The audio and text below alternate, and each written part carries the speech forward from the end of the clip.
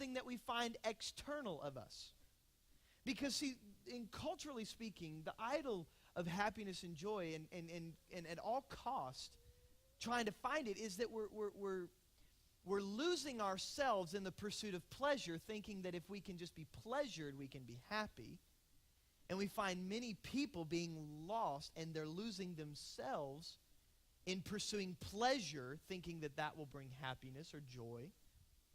We find people trying to think that it's outside of them, and so they try to acquire wealth and possessions, thinking that that will bring joy, happiness, satisfaction, or meaning in my life.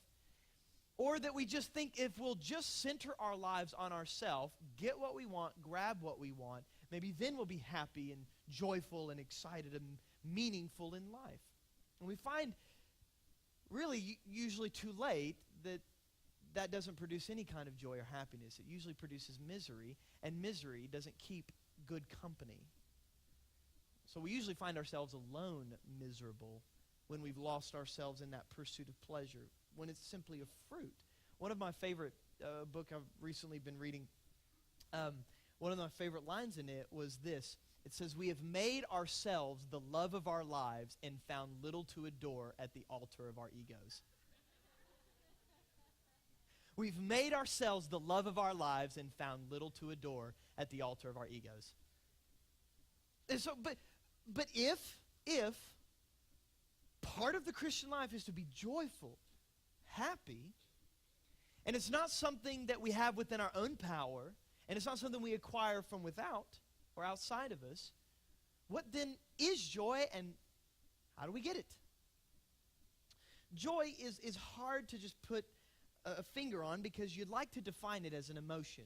It's an emotion of happy, and I found that very dissatisfying. It's more of a deep awareness that your life has meaning and can be lived well.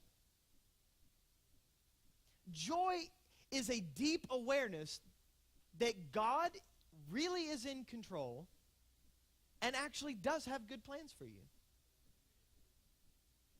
Even though you might not emotionally feel that in the moment, it's a confidence that God is true to His Word. And so you can kind of group hope and peace and joy kind of all together, but they're not exactly the same thing. And so we do see that joy does have its own results and its own fruit. And so happiness and laughter and singing that we see are kind of byproducts. But the joy itself is simply a fruit of that deep relationship with Jesus. And in that relationship, you have the confidence that God is true to His Word.